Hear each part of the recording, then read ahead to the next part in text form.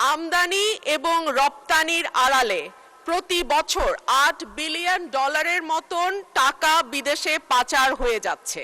আগের প্রশ্নের উত্তরে একটা বাক্য রয়ে গেছে, আপনি যদি অনুমতি দেন সেটা বলে ফেলতে পারি। ও প্লিজ। জি, হাউসে যেহেতু উপস্থাপন করা হলো, অসম্পূর্ণ উত্তর দেওয়াটা ঠিক না, সঙ্গত না। ব্রাহ্মণবাড়িয়া 2 আসন থেকে নির্বাচিত মাননীয় সদস্য রুমিন ফারহানা, আপনি একটি সম্পূরক প্রশ্ন করতে পারেন। প্রশ্ন, not statement, please. Thank you. মাননীয় স্পিকার, আপনাকে অসংখ্য ধন্যবাদ।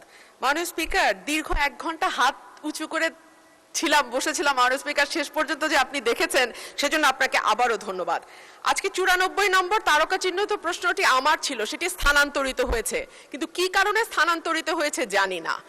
মাননীয় মন্ত্রীর কাছে আমার প্রশ্ন, আমদানি এবং রপ্তানির আড়ালে প্রতি বছর $8 বিলিয়ন মতন টাকা বিদেশে পাচার হয়ে যাচ্ছে। মাননীয় মন্ত্রীকে আমাদের বলবেন এই ধরনের পাচার বন্ধ করবার ক্ষেত্রে বাণিজ্য মন্ত্রণালয়ের কিছু করবার আছে কিনা, যদি থাকে সেটি কি, এবং এই ব্যাপারে সরকারের কোনো উদ্যোগ আছে কিনা। ধন্যবাদ মাননীয় স্পিকার। ধন্যবাদ মাননীয় সদস্য। মাননীয় মন্ত্রী।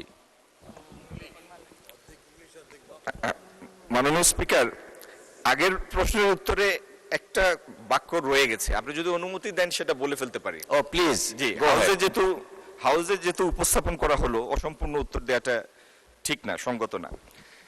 চামড়া আমাদের এই বছরে এই পর্যন্ত আমরা যা তথ্য পেয়েছি তাতে 1,01,00,000 মতো পশু কুরবানি হয়েছে। তার মধ্যে 60 লাখের মতো সংরক্ষিত চামড়ার রেকর্ড আমাদের কাছে আছে, 60 লাখের মতো। সুতরাং বর্তমান বিবেচনায় যে পরিমাণ চামড়া আমরা সংরক্ষণ করতে পেরেছি এবং যেটি ইভেন্চুয়ালি ট্যানারিতে আসবে, সেটার পরিমাণ সন্তোষজনক। আচ্ছা, আমি আমার মাননীয় সদস্য, পরবর্তী সদস্য যিনি প্রশ্নটা করেছেন, আমদানি এবং রপ্তানির আড়ালে $8 বিলিয়ন পাচার হয়ে যায়। মাননীয় স্পিকার, এটা একটা পারসিভড অ্যামাউন্ট। এখন আমদানি রপ্তানির আড়ালে আমদানির অনেকগুলির মধ্যে টেরিফ আছে, সেই প্রাইস ফিক্স আছে, অনেকগুলির মধ্যে পিএসআই আছে, প্রিশিপমেন্ট ইন্সপেকশনের ক্লজ আছে।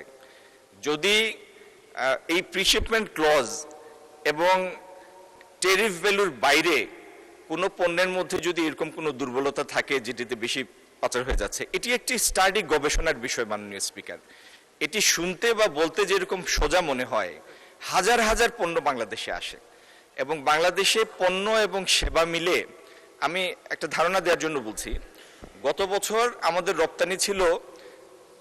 আমদানি ছিল 67 বিলিয়নের মতো।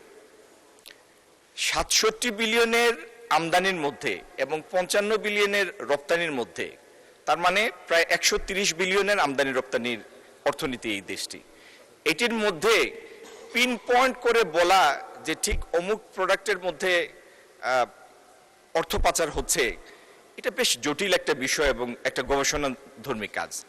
মাননীয় স্পিকার, এই ব্যাপারে আমরা সচেতন আছি, আমরা স্টাডিও করছি। যদি আমাদের নজরে এরকম কোনো বিষয় আসে, আমি হাউসকে আশ্বস্ত করতে চাই, যথাযথ ব্যবস্থা আমরা নিব। ধন্যবাদ। ধন্যবাদ মাননীয় মন্ত্রী।